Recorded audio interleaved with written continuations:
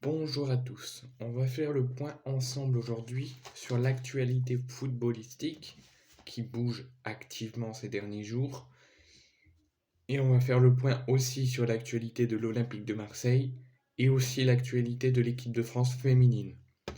Pour débuter, l'intelligence artificielle nous a prédit le classement final de la Ligue 1 cette saison. Selon l'intelligence artificielle, prévoit sans entre guillemets énorme surprise. Il voit le PSG champion de France avec 87 points et donc 10 points d'avance sur l'Olympique de Marseille en fin de saison et 12 sur l'AS Monaco qui complète ce podium. Pour Lens, pour Rennes, pour Nice et pour Lyon, ils suivent au classement le PSG, l'OM et Monaco. Et du côté des relégués, selon l'intelligence artificielle, il prévoit la relégation de Auxerre, Troyes, Ajaccio et Angers qui devraient passer à la trappe, alors que Brest et Strasbourg devraient se sauver de justesse. Alors il nous dit que le PSG, donc les trois premiers, le top 3 de notre Ligue 1 seraient le PSG, l'OM et Monaco, qui seraient tous les trois qualifiés en Ligue des Champions, sauf pour Monaco qui devrait débuter les tours préliminaires. Pour Lens, ce serait la 4e place avec la qualification en Europa League. Pour Lille, ce serait la Conference League à la 5e place qu'ils sont encore actuellement. Et pour les 4 relégués, comme je vous l'ai dit, serait la 17e place pour Auxerre, la 18e pour Troyes, la 19e pour Ajaccio et la 20e place pour Angers. Et le reste serait tout simplement maintenu en Ligue 1, donc Rennes, Nice, Lyon, Reims, Lorient, Toulouse, Clermont, Nantes, Montpellier, Strasbourg, Brest resteraient en Ligue 1, finiraient dans le milieu de tableau, et les 4 relégués, donc à la 17e, à la 18e, à la 19e et à la 20e place, descendraient en Ligue 2. On pourrait potentiellement partir sur ce classement-là en fin de saison, malgré qu'on en est encore loin et que les choses pourraient très vite changer dans cette Ligue 1. Ensuite, on va réagir sur une déclaration qui pour moi ne devrait pas avoir lieu, c'est la déclaration de Samir Nasri au Cannes Football Club. Depuis le début, il nous soutient. Quand on était en Coupe d'Europe, ils étaient en train de nous soutenir. Là, actuellement, plus récemment, ils étaient encore en train de nous soutenir, malgré qu'on n'était plus en Ligue des Champions. Enfin, quand les journalistes parlaient du PSG, ils essayaient pas trop d'en parler, essayaient d'être contre le PSG. Mais là, il a fait une réaction assez cauchemardesque pour moi. Il nous dit que seul Kylian Mbappé a failli remporter la Coupe du Monde 2022 au Qatar et il a fait trembler toute l'Argentine et c'est pas la défense du Bayern qui lui fera peur. Cette phrase-là est digne d'un supporter du PSG. Donc moi la question que je pose à Samir Nasri, est-ce que tu es en train de te reconvertir en supporter du PSG? Est-ce que tu n'es plus supporter de l'Olympique de Marseille ou fan de l'Olympique de Marseille? Juste parce qu'on n'est plus en Ligue des Champions ou on n'est plus en Coupe d'Europe et que c'est que le PSG qui peut rester en Ligue des Champions et qui doit essayer de sauver les clubs français.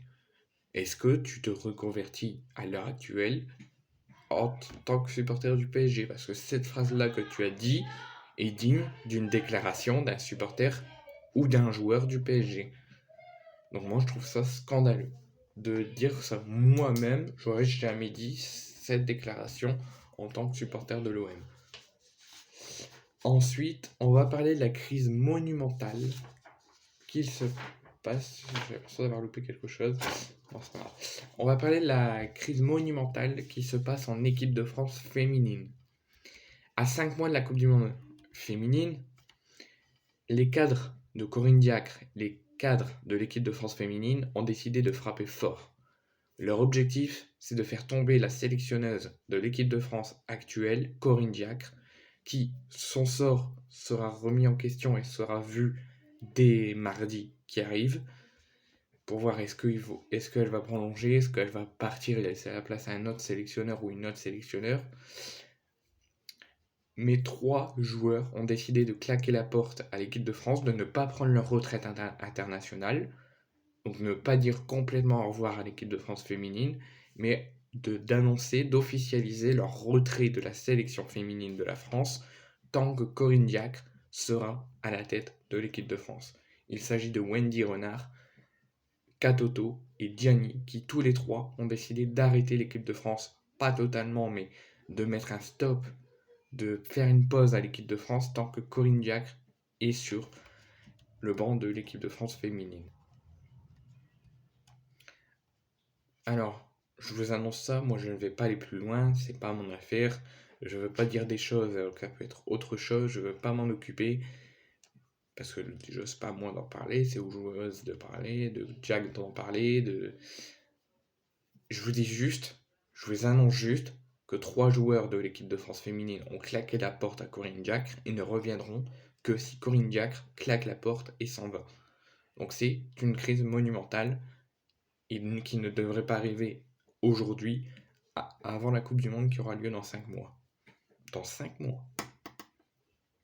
Si vous voulez vous renseigner, vous allez sur les différents journaux sportifs, Foot Mercato, RMC, ils vous expliqueront.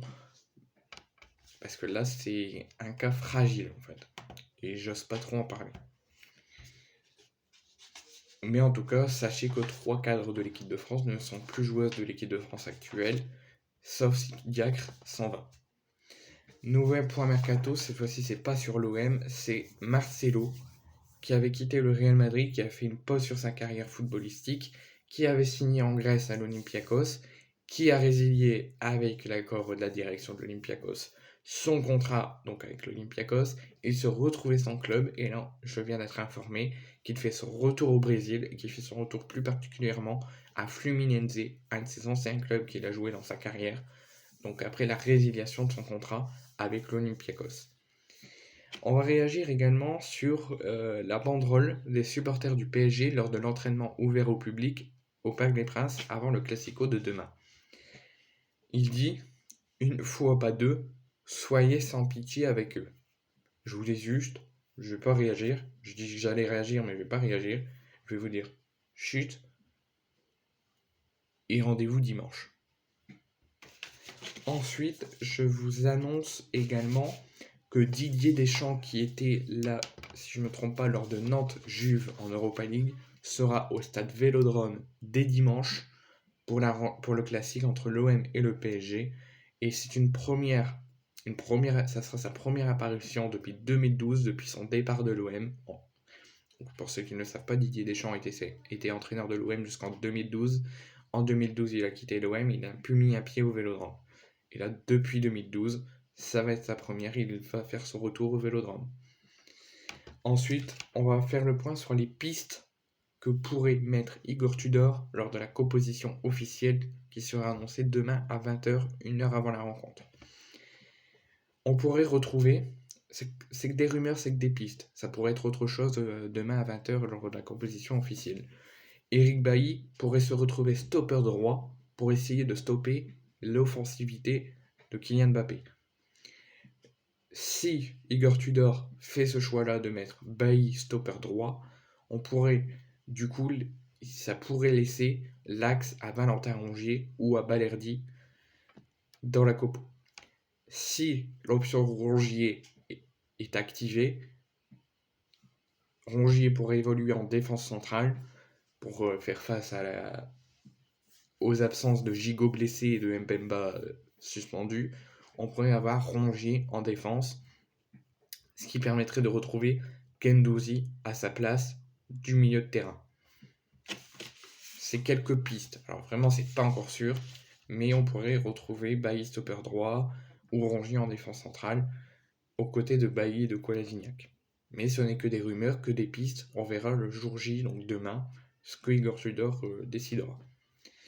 Après, je vais peut-être vous faire une vidéo sur la conférence de presse de Tavares et de Tudor où ils ont fait tous les deux différentes annonces. Mais je peux déjà vous annoncer que Gigot est officiellement forfait. Igor Tudor l'a annoncé en conférence de presse. Et Chancel Mbemba est également forfait pour cause de suspension. Je vous annonce également que, à l'heure actuelle, et ça pourrait augmenter jusqu'à demain soir 20h45, 65 800 places ont été déjà vendues pour ce classique. Donc, le Vélodrome va être en fusion lors de ce classique.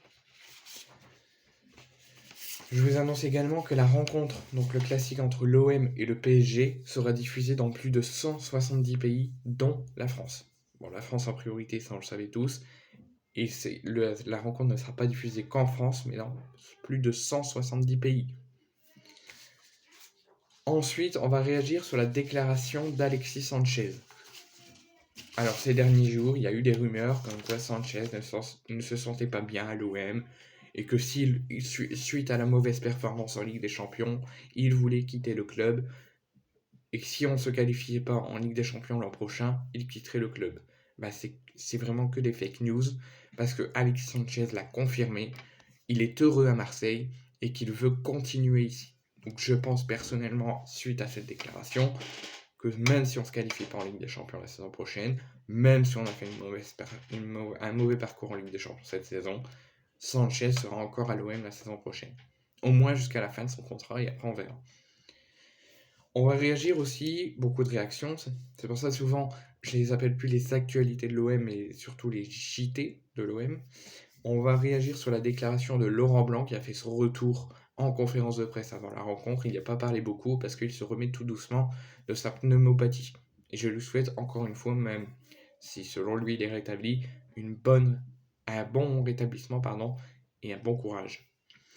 Il nous dit que Marseille c'est vraiment une très très bonne équipe. Ils ont une régularité, une défense d'énergie qui va en mouvement et que tout le monde bouge, à part le gardien, et encore, parce que le gardien souvent peut aller jusqu'au milieu de terrain et après lancer le ballon.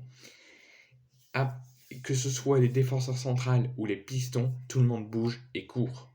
En tout cas, je te remercie Laurent Blanc de ce compliment envers le meilleur club de France, l'Olympique de Marseille. Et il a totalement raison. Si je dois réagir, il a raison que Marseille c'est une très bonne équipe. Ils ont de la régularité, ils ont de la possession, ils ont du jeu, de la concentration et que quasiment toute l'équipe, que ce soit attaque, milieu, défense ou gardien même, fait que bouger.